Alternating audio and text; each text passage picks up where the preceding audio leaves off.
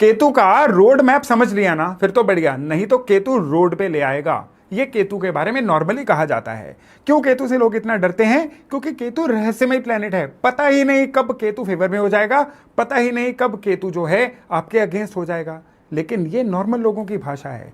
जब केतु का modus operandi, Ketu के काम करने का तरीका समझ लेंगे ना, आपको यह भी पता होगा कि क्यों केतु खराब होता है, आपको यह भी पता होगा कि कैसे केतु को सही किया जा सकता है और कैसे केतु का लाभ लेकर अपने सारे जीवन को संवारा जा सकता है।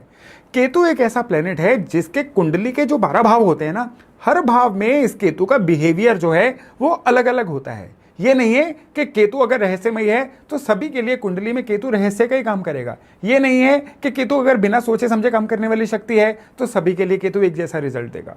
कई लोगों के लिए केतु जो है ये सुपर स्पिरिचुअलिज्म यानी अध्यात्म का कारक बन जाता है। कई लोगों के लिए केतु जो है ईश्वर को पाने का रास्ता बन जाता है। लेकिन वहीं कई लोगों के लिए केतु क्राइम करने का, नशे में डूबने का कारण भी बन जाता है। किस तरह से आपकी लाइफ में केतु आपको प्रभावित कर रहे हैं, क्यों आपके लाइफ के जो बीते हुए पैटर्न हैं वो सीधे सीधे उसके तार केतु से जुड़े हुए हैं, आज के वीडियो में चर्चा का विषय ये रहने वाला है। और साथ में चर्चा का विषय रहने वाला है कि किस तरह से आप अपने केतु को समझ के अपने आने वाले जीवन को खूब अच्छे से संवार पाएं। नमस्ते, मेरा नाम है योगेश शर्मा। स्वागत है आपका happy life with Yogesh Sharma में। और दोस्तों, इस वीडियो में आगे बढ़ने से पहले एक विनम्र निवेदन कि अगर अभी तक आपने अपने इस चैनल को सब्सक्राइब नहीं किया है ना, तो कृपया सब्सक्राइब जरूर करिएगा और बेल बटन दबाना बिल्कुल मत भूलिएगा। तो केतु जो है ना, कुंडली के 12 घरों में अलग अलग तरह से हमारे जीवन को प्रभावित करता है।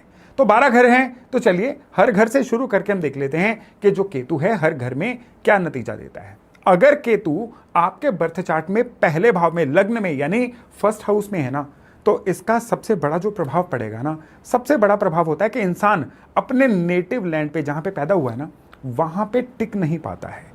अगर इंसान किसी मोह के वशीभूत होके अपने नेटिव लैंड से ही टिका रहता है ना, तो फिर वो पक्का एक एवरेज जीवन बिताएगा। ये केतु कहते हैं। केतु कहते हैं कि जन्मस्थान से दूर जाओ या कम से कम जिस नेटिव घर में पैदा हुए हो वो घर ही चेंज हो जाए, तो उस इंसान के केतु पॉजिटिवली एक्टिवेट होते हैं और इंसान के जीवन में जो है फर्क लाना शुरू कर देते हैं। ये जो केतु होते हैं ना, जिनके लग्न में केतु होता है, ये केतु उनके बिहेवियर पैटर्न को बहुत अलग तरीके से प्रभावित करते हैं। अब लग्न जो है ये होता ही बिहेवियर से जुड़ा हुआ है। अब केतु जो है ये एक रहस्यमय प्लेनेट है, लेकिन लग्न में आके इनकी तहसीर, इनका फ्लेवर, इनका काम करने का तरीका बदल जाता है। अब ये लोग किस तरह के नेचर के बन जाते हैं, ये सभी से सच सुनना चाहते हैं। खुद भी जो फैक्ट्स हैं या सच है ना, उसको ये कहने में यकीन करते हैं। यानी बातों को ज्यादा घुमा के नहीं कहते, सीधा बात को कह देना। और सामने वाला भी जब बातें घुमा के कहता है ना, इनको पसंद नहीं आता है। यानी सीधा कहना, सीधा सुनना लग्न के केतु वालों का एक फेवरेट एक्टिविटी बन जाती है, इनके स्वभाव में शामिल हो जाता है। ये केतु अगर अच्छे चलते रहे ना, तो ऐसा इंसान का इन्फ्लुएंस बहुत होता है, गुडविल बहुत होती है। लेकिन किसी बुरे प्लैनेट की वजह से या आपके अपनी एक्टिविटीज की वजह से ये केतु खराब हो जाए। आप सोच रहे होंगे कि भैया एक्टिविटीज ऐसी कौन सी हैं जिनको करने से हमारे लग्न के केतु खराब हो जाएंगे। सबसे पहले तो अगर आपने अपने घर में कुत्ता पाल लिया तो लग्न के केतु खराब हो जाएंगे। अब ये बदनामी देंगे, अब ये आपकी गुडविल को, ब्रांडिंग को खराब करेंगे, आपको अजीब सी एंग्जाइटी देनी शुरू कर देंगे। लग्न के जो केतु है ना, यहाँ पे घर में कुत्ता पालना जो है ये बहुत बुरी तरह से मना होता है। केतु कई और कारणों से बिगड़ जाते हैं। सपोज करिए केतु जो है ओवरऑल हर एक के लाइफ में ना किस चीज का कारक होते हैं, फर्श का कारक भी केतु होते हैं। घर का फर्श अगर दरारों वाला होगा, खराब होगा, टूटा फूटा रहेगा, तो भी आपके लग्न के केतु खराब हो जाएंगे। इस केस में ना इंसान जैसे कर्सिंग करना, श्राप देते रहना, तेरे साथ ऐसा हो जाए, उसके साथ वैसा हो जाए, ऐसी बातें बहुत करता है। और जब ऐसी बातें करता है ना, तब उसके जीवन में ढलान आनी शुरू हो जाती है। तो लग्न में केतु है ना, सच कहना, सच सुनना अच्छी चीज है, लेकिन कर्सिंग करना, श्राप करना जो है ये एग्जैक्टली बहुत बड़ी चीज है, बहुत बुरी चीज है। इससे आपकी कर्मगति खराब होगी। लग्न के केतु वालों के साथ एक और चीज जुड़ी होती है, इनको सर दर्द बहुत ज्यादा इजीली हो जाती है। बहुत सारे लग्न के केतु वाले लोग हैं जो नॉर्मली सुबह उठते ही या रात को सर दर्द का शिकार पड़ा रहते हैं उनको। और अगर आपको लगता है ना लग्न में केतु और सर दर्द हो रही है, तो अपने केतु का कोई ना कोई दान करिए, केतु को सही करिए, तो आपके सर की जो दर्द है बहुत जल्दी सही हो जाएगी। लग्न के केतु वालों में एक और एट्रीब्यूट बहुत पाया जाता है, जिद। ये किसी चीज पे अटक जाए ना तो उस चीज को पूरा करके मानते हैं, जिद्दी होते हैं। अब जिद कई मायनों में अच्छी होती है। कि अगर किसी काम को करने की जिद है फिर तो अच्छा, लेकिन गलत बातों की जिद जिसको बालहट बोला जाता है, अगर वैसा है तो फिर लग्न के केतु क्या करेंगे, आपको ओवर थिंकिंग, एंग्जाइटी, डिप्रेशन में भी धकेलेंगे, क्योंकि आपने गलत जिद करके इस केतु को खराब रूप से एक्टिवेट कर दिया है। अब ये केतु अगर आपको खराब कर रहे हैं ना, तो अपनी पॉकेट में, अपने वॉलेट में लाल रुमाल हमेशा रखिए। इतना सिंपल उपाय, और लग्न का केतु हर हालत में आपको अच्छे नतीजे देने शुरू कर देता है। देखा आपने किस तरह से केतु जो हैं हमारे जीवन में साइलेंटली बैठे हुए हैं, लेकिन कितनी गहराई से हमारे जीवन को प्रभावित कर रहे हैं। तो चलिए दूसरे घर की बात करते हैं। बर्थ चार्ट के दूसरे घर में केतु हो, अब दूसरा घर किस चीज का है, ये पैसे का घर है, परिवार का घर है, वाणी का घर है, आपकी ईटिंग हैबिट्स का घर है। तो जब भी दूसरे घर में केतु होंगे तो सबसे पहली तो बात है कि इंसान का जो, अब देखिए केतु जो है ना, यहां पे केतु का फ्लेवर बदल गया। फर्स्ट हाउस में केतु आपके बिहेवियर से कनेक्ट कर रहे थे, अब यहां पे केतु आपके पैसे से और आपके परिवार से कनेक्ट कर रहे हैं। इस चीज को ध्यान से समझिएगा। जो लोग एस्ट्रोलॉजी सीखना चाहते हैं ना, ये वीडियो उनके लिए भी बड़ा इंपॉर्टेंट है, और जो लोग ऑलरेडी एस्ट्रोलॉजी की प्रैक्टिस कर रहे हैं, मैं ये भी आशा करता हूं कि ये उनके भी बहुत वैल्यू ऐड करेगा, क्योंकि कुंडली देखने में भी ये नॉलेज जो है बड़ी सहायता करने वाली है। तो केतु जो है सेकंड हाउस में पहले जो पैसे से जुड़ता है, अब केतु का फ्लेवर क्या है, केतु का फ्लेवर है चलते फिरते रहना। स्वर भानु राक्षस का जब सर काट दिया गया, सर राहु कहलाया, धड़ केतु कहलाया। सर सोच सकता है और धड़ जो है ये चल सकता है या काम कर सकता है। तो केतु करने के भी कारक है, चलने के भी कारक हैं। तो यात्राओं के कारक जो हैं वो केतु हैं। अब यात्राओं का कारक एक प्लेनेट जब पैसे के घर से जुड़ा, तो पैसा कहां से आएगा, पैसा यात्राओं से आएगा। तो केतु दूसरे घर में होंगे तो जर्नीज के द्वारा पैसा आएगा। ये इंसान जितना ट्रेवल करेगा या अपने काम में टूर्स एंड ट्रेवल जितने ऐड करेगा, उतना उसके जीवन में पैसा आता रहेगा। केतु खाली यात्रा के कारक नहीं है, केतु मूड स्विंग्स के भी कारक हैं। तो नॉर्मली देखा गया है कि जिनके केतु जो हैं ये सेकंड हाउस में होते हैं ना, इनके परिवार में कोई ना कोई एक इंसान ना थोड़ी सी सड़ियल नेचर का जरूर होता है। आप इस चीज को आजमा के जरूर देखिएगा कि केतु जिनके भी सेकंड हाउस में होते हैं ना, उनके परिवार में कोई एक मेंबर ऐसा, इनकी खुद की नेचर भी ऐसी हो सकती है, लेकिन परिवार का कोई एक मेंबर जरूर ऐसा होता है, क्योंकि परिवार के घर में केतु है ना, जिनकी नेचर अजीब सी एक ऐसी नेचर होती है जिसको हम अपनी बोलचाल की भाषा में थोड़ी सड़ियल नेचर भी कह देते हैं। अब केतु डिटैचमेंट के भी कारक हैं। केतु जहां पे एक्टिव होते हैं ना, उन चीजों से इंसान को थोड़ा सा विमुख कर देते हैं, डिटैच कर देते हैं। अब परिवार और डिटैचमेंट ये दो चीजें जब जुड़ गई तो क्या देखा जाता है कि कोई अपने परिवार से डिटैच होकर दूसरे के परिवार में जाना, अडॉप्ट होना। तो केतु सेकंड हाउस वालों के परिवार में देखा गया है कि कोई कहीं पैदा हुआ और कहीं पे पला या अडॉप्टेड, इनके परिवार में ऐसा एक इंस्टांस भी जरूर देखने को मिलता है। तो केतु सेकंड हाउस में हो तो दिक्कत दे रहे हो। अब दिक्कत हो कैसी हो सकती है, दिक्कत हो सकती है पैसे को लेके, दिक्कत हो सकती है खुद भी कटे कटे रहना बाकियों से। इस तरह की दिक्कतें होना, तो इंसान को सोना अपने शरीर पे पहन के रखना चाहिए।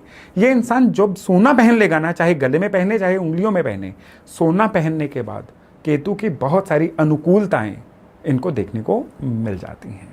तो चलिए अब केतु की यात्रा तीसरे घर पे लेके जाते हैं। अब तीसरा घर जो है ये आपके कॉन्टेक्ट्स को कंट्रोल करता है, आपका कम्युनिकेट करने के तरीके को कंट्रोल करता है। आपके समाज में जितने भी नाम है या लोग जितने आपको जानते हैं, सारे के सारे केतु थर्ड हाउस से देखे जाते हैं। अब केतु जो थर्ड हाउस में होगा, तो सबसे पहली बात तो ये है कि यहां पे केतु का फ्लेवर क्या करेगा, एक्सपैंड करेगा। थर्ड हाउस के केतु वालों के जो संपर्क होते हैं ना, कॉन्टेक्ट्स, ये काफी होते हैं।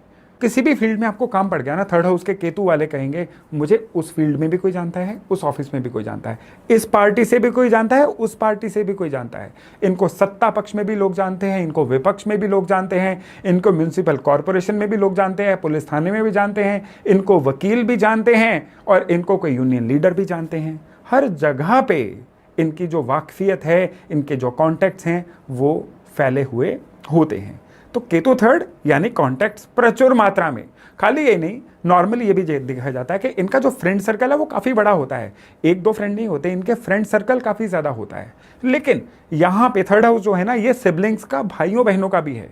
और केतु जो है कहीं ना कहीं थोड़ा सा दुख के भी कारक है, क्योंकि पाप ग्रह हैं। तो केतु जब थर्ड हाउस में होते हैं तो इनके सिबलिंग्स में से, इनके भाइयों बहनों में से कोई एक भाई बहन जीवन में थोड़ा सा दुखी ज्यादा रहता है, ये भी देखने वाली बात है। और केतु थर्ड हाउस में ना बॉडी में भी थोड़ी सी दिक्कत देते हैं, या तो इनको घुटनों की या चलने फिरने की कोई ना कोई दिक्कत आती है, या इनको किसी ना किसी तरह से बैक एक की कोई ना कोई दिक्कत आती है। थर्ड हाउस जो है ना, ये पड़ोस का भी घर होता है। तो अब थर्ड हाउस में केतु हैं, तो नॉर्मली देखा गया है जिनका थर्ड हाउस में केतु होता है और जिस घर में ये पैदा हुए होते हैं, यानी बॉर्न एंड ब्रॉटअप हुए होते हैं, क्योंकि पैदा आजकल नॉर्मली लोग हॉस्पिटल में होते हैं, मैं मेन बात कर रहा हूँ ब्रॉटअप होने वाले घर की, नेटिव जो घर होता है, उस घर के जो साथ वाला कोई घर होता है ना, वहां पे कोई रह नहीं रहा होता है, या उस घर में कोई टिकता नहीं है, यानी उजड़ा हुआ घर इनके पड़ोस में या क्लोज प्रॉक्सिमिटी में थर्ड हाउस के केतु वालों को मिल जाता है। ये निशानियां आपको बता देंगी कि आपके केतु एक्टिवेटेड हैं कि नहीं, या आपके केतु कहां पे हैं। इसलिए ये जानकर ये वीडियो बड़ा इंपॉर्टेंट है। इनके जीवन में एक और बड़ी ट्रेजेडी सी रहती है कि इनसे ना नहीं हो पाती है, ये हर जगह पे हाँ कर देते हैं और फिर फंस जाते हैं। मना करने की इनको एक हैबिट बनानी होगी, अभ्यास करना होगा, तभी थर्ड हाउस के केतु वाले जो हैं जीवन में सुखी रह पाएंगे। 3 नंबर, क्योंकि तीसरे घर में केतु है, यहां पे एक और बड़ा वियर्ड कनेक्शन देखा गया है। 3 नंबर की इनके जीवन में बहुत सारी वैल्यू देखी गई है। 3 मामा हो सकते हैं, 3 बहन भाई ये हो सकते हैं, 3 चाचा हो सकते हैं, या इनके जो पिताजी हैं वो 3 भाई हो सकते हैं। इनके घर में 3 तरह से दरवाजे खुल सकते हैं, या 3 जगह मिल सकती हैं इनके घर के आसपास। 3 का जो नंबर है ना, उसका कोई ना कोई वियर्ड कनेक्शन इनके जीवन में जरूर देखने को मिल जाता है। अब केतु थर्ड हाउस में है और इनकी किसी से अगर बन नहीं रही है, लोगों से लड़ाई झगड़े निरंतर रह रहे हैं, पड़ोसियों से भी दिक्कतें रह रही हैं, तो इनको अपने दोनों कानों पे केसर का तिलक लगाना चाहिए और हरी मूंग की जो दाल है ना, उसको पक्षियों को रोज डालना चाहिए। थर्ड हाउस के केतु की काफी पीड़ा इससे खत्म हो जाती है। अब केतु जो हैं चौथे घर में, चौथा घर ममता का, माँ का घर, चौथा घर आपके जीवन में आने वाले सुखों का घर, चौथा घर आपके व्हीकल्स का घर, आपके नेटिव लैंड का, आपके प्लेस ऑफ रेजिडेंस है, उसका भी चौथा घर है। केतु की ऊर्जा जब यहां पे आती है ना, सबसे पहले चंद्रमा केतु के दुश्मन होते हैं, तो चंद्रमा को हिट करती है। चंद्रमा माँ है, तो जिनके चौथे घर के केतु है ना, उनके माँ परेशान रहती है, उनके माँ को एंग्जाइटी हो सकती है, या उनकी माँ को सेहत की कोई ना कोई दिक्कत हो सकती है। इनके खुद के सुखों में भी जीवन में ज्यादातर कोई ना कोई फ्लक्चुएशन, कमी देखी गई है। लंबे समय तक सुख नहीं आते हैं, इनके जीवन में उतार चढ़ाव लगातार चलते रहते हैं, और काम करने की जो तरक्की की स्पीड है ना, वो भी काफी स्लो रहती है। केतु चौथे घर में हो तो इन लोगों के परिवार में भी एक कनेक्शन देखा गया है कि इनकी फैमिली में, ये खुद भी हो सकते हैं और इनकी फैमिली में कोई या तो डायबिटिक या किसी ना किसी तरह से हार्ट से संबंधित कोई दिक्कत जो है बड़ी प्रोमिनेंटली देखी गई है। तो इनको अपने परिवार में डायबिटीज और हार्ट वाली ऐसी चीजें अगर होना, तो उसके प्रति सावधान रहना है, सतर्क रहना है।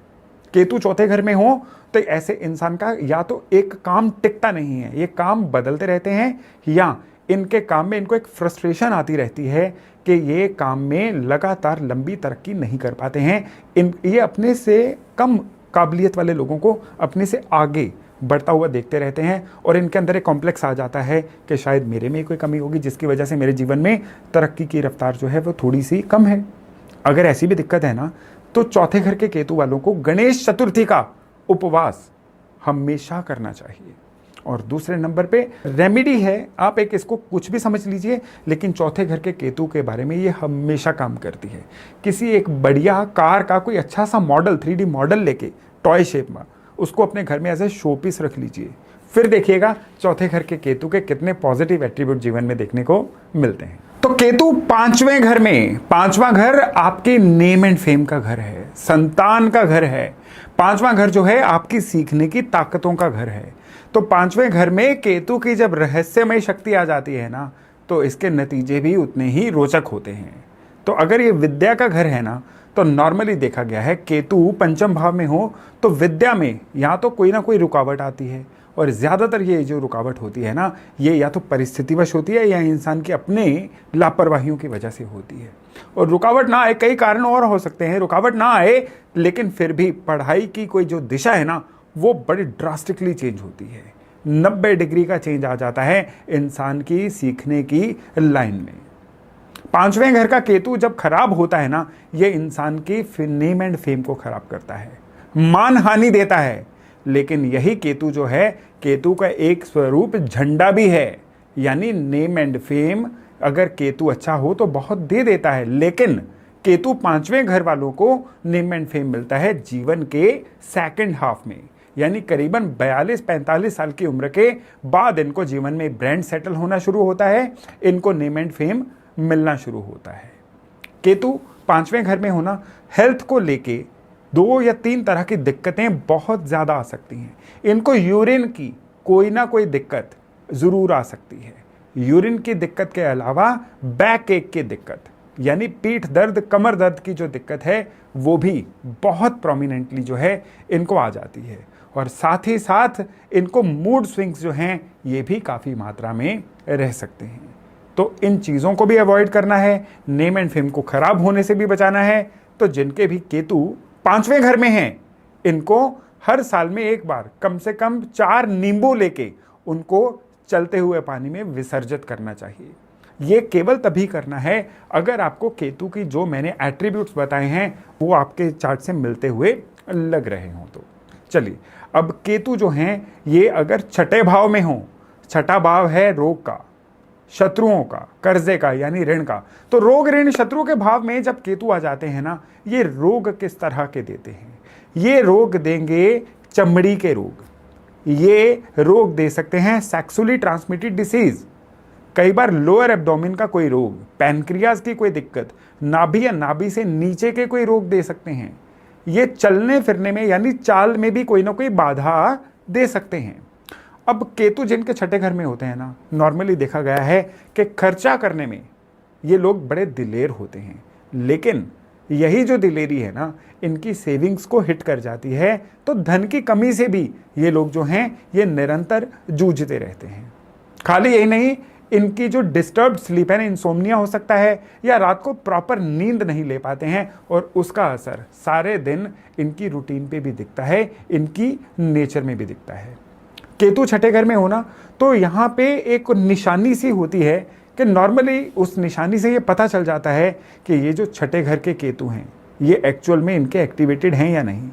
6ठे घर के केतु वालों के घर में नॉर्मली फर्नीचर जो है ना ये अनऑर्गेनाइज्ड सा मिलेगा, यानी कई बार एक सोफ़ा जो है दूसरे सोफ़े से मैच नहीं कर रहा होता है, टेबल जो है वो फर्नीचर से मैच नहीं कर रही होती है, कुछ ऐसा, नहीं तो फर्नीचर टूटा फूटा सा मिलेगा इनके घर में, यानी ये फर्नीचर की रिपेयर नहीं करवाते हैं, और उस वजह से फर्नीचर जो है टूटा फूटा इनके 6ठे घर के केतु को प्रॉपरली एक्टिवेट भी कर देता है और ख़राब तरीके से एक्टिवेट कर देता है। केतु 6ठे घर में जो लोग नौकरी में होते हैं ना, उनको नौकरी में भी काफ़ी ज़्यादा उतार चढ़ाव या दिक्कतें देखने को मिल जाती हैं। केतु 6ठे घर में हो और ये दिक्कतें आ रही हो ना, तो लेफ्ट हैंड की जो इंडेक्स फिंगर है उसमें एक सोने का छल्ला पहन लीजिए, अगर आप अफोर्ड कर पाएँ तो ये जो सोने का छल्ला है ना, ये 6ठे घर के केतु की जितनी भी ये नेगेटिव ट्रेट्स होती हैं ना, उनको एकदम से सही कर देगा। तो चलिए, अब केतु बर्थ चार्ट के 7वें घर में क्या नतीजे देता है? पहली बात तो यह है कि केतु जब बर्थ चार्ट के 7वें घर में होता है तो ये लोग हाजिर जवाब बड़े होते हैं, एक ही सवाल के अनेक जवाब देने में सक्षम होते हैं, और ये उधार नहीं रखते हैं किसी बात को। इनको जो भी बात कह दी जाए ना, बस उसका जवाब जो है तुरंत हाजिर होता है। हालांकि डोमेस्टिक फ्रंट पे इनको थोड़ी सी दिक्कत ये हो जाती है कि इनके जो जीवन साथी है वो या तो बीमार रहते हैं, या शादी के बाद उनकी नेचर में बड़ा परिवर्तन आ जाता है, वो लगातार मूड स्विंग्स का शिकार होते रहते हैं, या एकदम से चुप या एकदम से खूब सारा गुस्सा उनमें आना शुरू हो जाता है। इस तरह का जो पोलर बिहेवियर होता है ना, बाइपोलर बिहेवियर, वो जीवन साथी में डेवलप हो जाता है। इवन केतु 7वें घर में होना तो सरकार की तरफ से कोई दंड, पेनल्टीज, नोटिसेज ये रूटीन में देखने को मिल जाते हैं। केतु 7वें घर वाले लोग जो है ना, उधेड़बुन में बहुत रहते हैं, नॉर्मली किसी भी डिसीजन पे नहीं पहुंच पाते, अजीब से डिलेमा में रहते हैं कि ये चीज़ की जाए ना की जाए, की जाए ना की जाए। तो इसी उधेड़बुन में इनका काफ़ी सारा समय वेस्ट भी होता है। केतु 7वें घर में हो तो एक और एट्रीब्यूट है कि कई बार इनकी अपने पड़ोस वालों से नहीं बनती, पड़ोसियों से किसी भी बात पे लड़ाई झगड़ा होता रहता है, और ये केतु 7वें घर में एक्टिवेट होने की बहुत बड़ी निशानी होती है।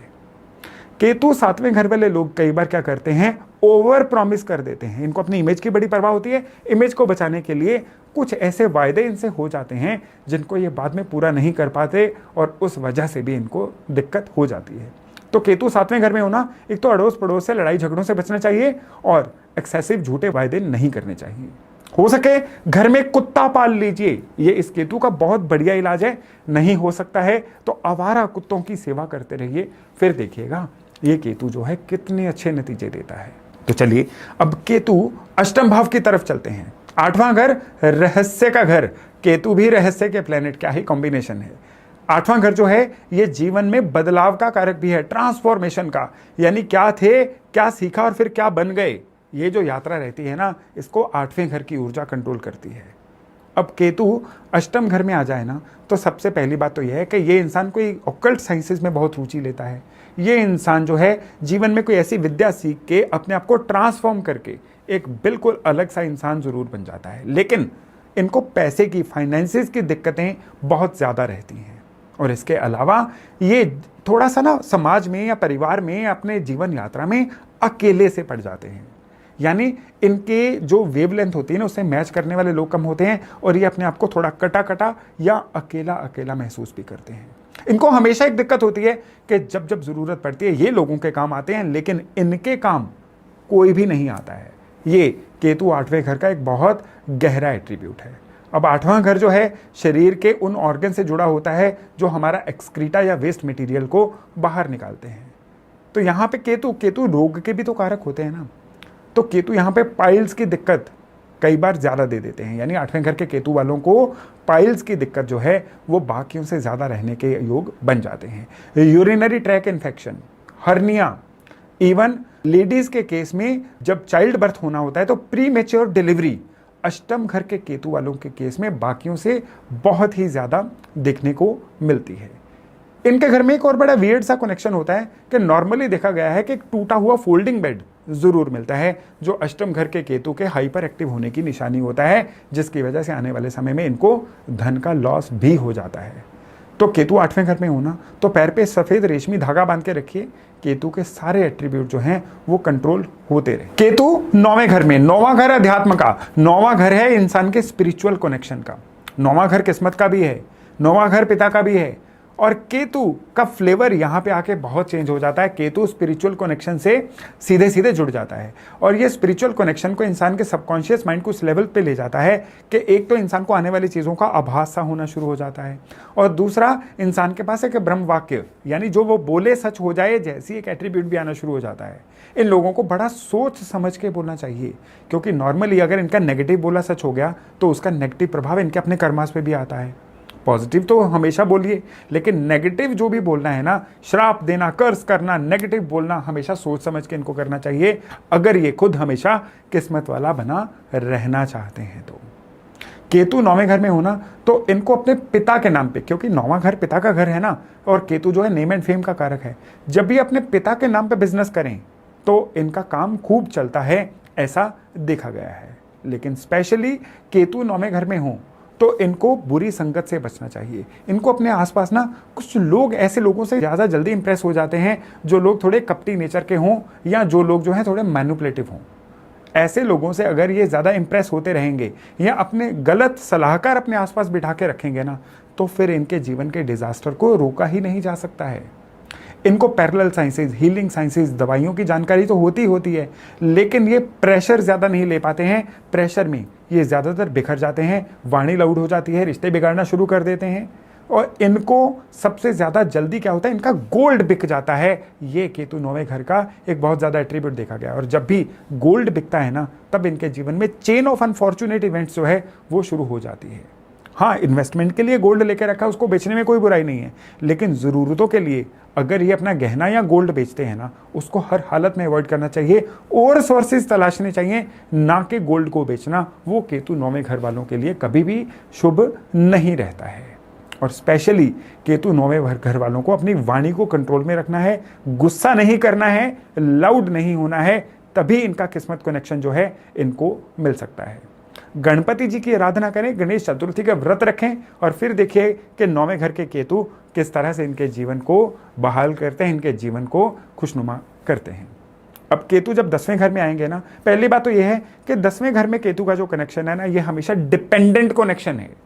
डिपेंडेंट किस तरह से है कि बर्थ चार्ट में जिस तरह के शनि हैं, ये केतु ऑलमोस्ट उसके हिसाब से रिजल्ट देंगे। शनि अच्छे हैं तो 10वें घर के केतु करियर बना देंगे, नहीं तो इंसान करियर ही चेंज करता रह जाएगा। करियर में कुछ ना कुछ एक्सपेरिमेंट करने से या करियर में कुछ ना कुछ खराब करने की वजह से इनके काम ही बदलते चले जाते हैं और ये लंबी उम्र तक सेटल नहीं हो पाते हैं। कई बार 10वें घर के केतु वालों का यात्राओं से कनेक्शन बड़ा देखा गया है, टूरिंग से कनेक्शन देखा गया है, फॉरेन कंट्री से कनेक्शन देखा गया है, खेल कूद से यानी स्पोर्ट से भी बड़ा कनेक्शन देखा जाता है। ये भी 10वें घर के केतु के हाइपर एक्टिव होने की एक अच्छी निशानी होती है। 10वें घर के केतु जब खराब होते हैं ना, तो इंसान काम पे काम बदलता रहता है और उनके जोड़ घुटने जो है ना 40 साल की उम्र के बाद उनको तकलीफ देनी शुरू कर देते हैं। खाली जोड़ घुटने ही नहीं इनको तकलीफ देते हैं, इनको किसी ना किसी तरह की सर दर्द की दिक्कत या नींद लेट आने की दिक्कत भी जो है ना वो भी आनी शुरू हो जाती है। इनको जीवन में जो एक आदत, अपने बिहेवियर का एक पैटर्न अपनाना चाहिए वो है लेट गो को बढ़ाना, चीज़ों को जाने देना। हर चीज़ को ये खुद पे हावी करेंगे ना तो फिर इनके जीवन में कोई भी उलझन कभी समाप्त नहीं होगी। तो इनको हमेशा अपने अंदर एक लेट गो बढ़ानी चाहिए और हर विंटर सीजन में कम से कम 11 ब्लैक एंड व्हाइट काले सफ़ेद कंबल जो है ज़रूरतमंदों में दान करने चाहिए। फिर ये जो 10वें घर का केतु है ना, ये बड़े ही ज़बरदस्त अच्छे रिजल्ट देता है। तो चलिए, अब केतु 11वें घर में, 12 घरों में हम केतु की यात्रा को 11वें घर तक ले आए हैं। अब 11वें घर में जो केतु होता है ना, अब 11वां घर जो है ये इनकम का घर है, इंसान की इच्छा पूर्ति का भी घर है। तो केतु जब 11वें घर में होता है ना, तो एक से ज्यादा पैरेलल सोर्सेज से लगातार धन आने के योग बनते हैं। इन लोगों को मल्टीटास्कर बोला जाता है।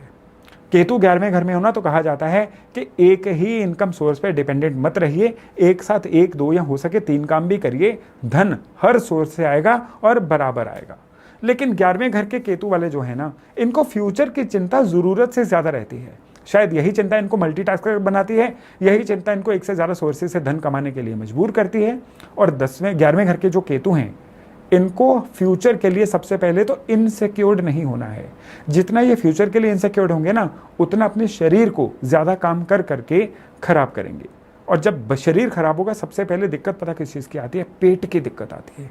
पेट की बीमारियां जो हैं वो इनको सबसे पहले घेर लेती हैं और उस वजह से इनके जो भी काम चल रहे होते हैं ना, उनमें भी एक डाउनवर्ड ट्रेंड आना शुरू हो जाता है। तो इनको चाहिए कि जो भी काम कर रहे हैं वर्तमान में जिएं और अपने फ्यूचर की चिंता बिल्कुल मत करें। जो काम कर रहे हैं अल्टीमेटली वही काम इनको अच्छे नतीजे 100% देगा। 11वें घर के केतु वालों के लिए एक और बड़ा इंटरेस्टिंग फैक्ट है कि इनकी ब्रॉडर फैमिली में से, चाहे वो ननिहाल साइड हो या वो दादाजी वाली साइड हो, ब्रॉडर फैमिली में से कोई एक इंसान अडॉप्टेड ज़रूर होता है या कहीं पे जन्म लेके उसको किसी और ने पाला होता है, ऐसा एट्रीब्यूट ज़रूर होता है। कई परिवारों में होता है ना कि बड़े भाई का बेटा छोटे भाई ने पाल लिया या बुआ का बेटा परिवार में किसी मेंबर ने पाल लिया। ऐसा कोई ना कोई सीन ज़रूर देखने को मिलता है और ये भी 11वें घर के केतु के एक्टिवेट होने की बहुत बड़ी निशानी होती है। अब 11वें घर में केतु है, मन से चिंता नहीं जा रही है, पेट की बीमारियां नहीं जा रही हैं, तो काले सफ़ेद पत्थर से बना हुआ एक रोटी बेलने वाला चकला लीजिए, स्पेशली जिसके नीचे 3 लेग्स हों। उस पर बेली हुई रोटी जो है रोज़ खानी शुरू करिए। फिर देखिएगा 11वें घर का केतु किस तरह से आपके सेहत में और आपके मन की चिंताओं को दूर करने में आपको लाभ देता है। तो चलिए, अब अंत में हम बात करते हैं केतु 12वें घर की।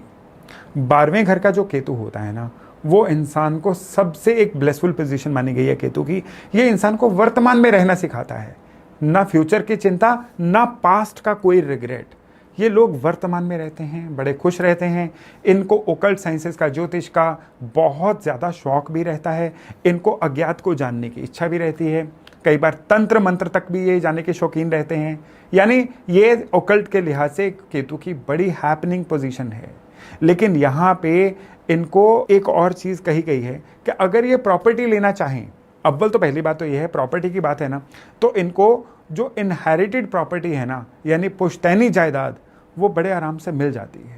तो केतु 12वें घर में है तो पुश्तैनी जायदाद को लेके कभी भी इनसिक्योर्ड मत रहिएगा, वो आप ही की है और आपको हर हालत में मिलेगी ही। लेकिन अगर आप अपने धन से कोई प्रॉपर्टी ले रहे हैं तो यहाँ पे केतु का एक कनेक्शन आता है। केतु जो है संतान के कारक भी हैं, तो इन लोगों को कभी भी प्रॉपर्टी लेने से पहले एक चीज़ को हमेशा कंफर्म करना है कि जिस इंसान से, जिस सेलर से ये प्रॉपर्टी ले रहे हैं ना, उनके कोई संतान है। निस्संतान से प्रॉपर्टी लेंगे तो ये अपनी संतान के लिए या आपके अपनी प्रॉस्पेरिटी के लिए कभी भी अच्छा नहीं रहेगा। अगर केतु 12वें घर में है, 12वें घर के केतु वालों के जीवन में एक और बड़ा कनेक्शन होता है। 12वां घर किस चीज का है? 12वां घर है विदेश में जाके सेटल होने का। अब केतु, जैसा मैंने आपको बताया, यहां पे आके संतान के बड़े स्ट्रॉन्ग कारक बनते हैं। तो केतु 12वें घर में होंगे तो घर में कोई बच्चा विदेश में जाके सेटल होता है और अल्टीमेटली पेरेंट्स भी बाद में बच्चे के पास ही जाके फॉरेन में ही ज्वाइन हो जाते हैं। केतु 12वें घर में होना तो वात पित्त कफ में से वात जो एलिमेंट होता है ना, वो शरीर में इम्बैलेंस रहता है। अब वात पित्त कफ में वात क्या होता है? वात एनर्जी को बोला जाता है रनिंग एनर्जी, यानी वो एनर्जी जो आपको रनिंग मोड में रखे, शरीर में ब्लड को रनिंग मोड में रखे और शरीर को खुद को भी रनिंग मोड में रखे। अब वात एनर्जी जब खराब होती है ना, इंसान के अंदर ब्लड प्रेशर की दिक्कत आनी शुरू हो जाती है। वात एनर्जी खराब होती है, इंसान के जोड़ों में दर्दें आनी शुरू हो जाती हैं, यानी वो हर चीज़ जो इंसान की चाल को प्रभावित करे, ऐसा इंसान खुद को एक्सप्रेस भी ढंग से नहीं कर पाता है। तो केतु 12वें घर में वात रोग जो हैं उसकी हमेशा आशंका बनी रहती है। इसलिए मेडिकली वात रोगों के बारे में हमेशा आप सतर्क रहिए। ऐसी दिक्कतें हों तो डॉक्टर से परामर्श करिए। 12वें घर के केतु वालों के लिए उपाय क्या कहा गया है कि रोज 5 से 10 मिनट के लिए ट्रांस में जाइए, मेडिटेशन में जाइए, ताकि 12वें घर के केतु आपको बहुत बेहतरीन रिजल्ट दे पाएं।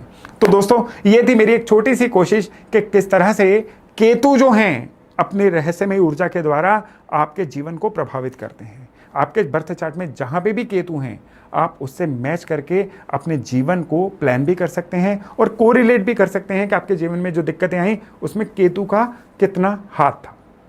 एस्ट्रोलॉजी बहुत बेहतरीन साइंस है। मेरे एस्ट्रोलॉजी के कोर्स भी चल रहे हैं।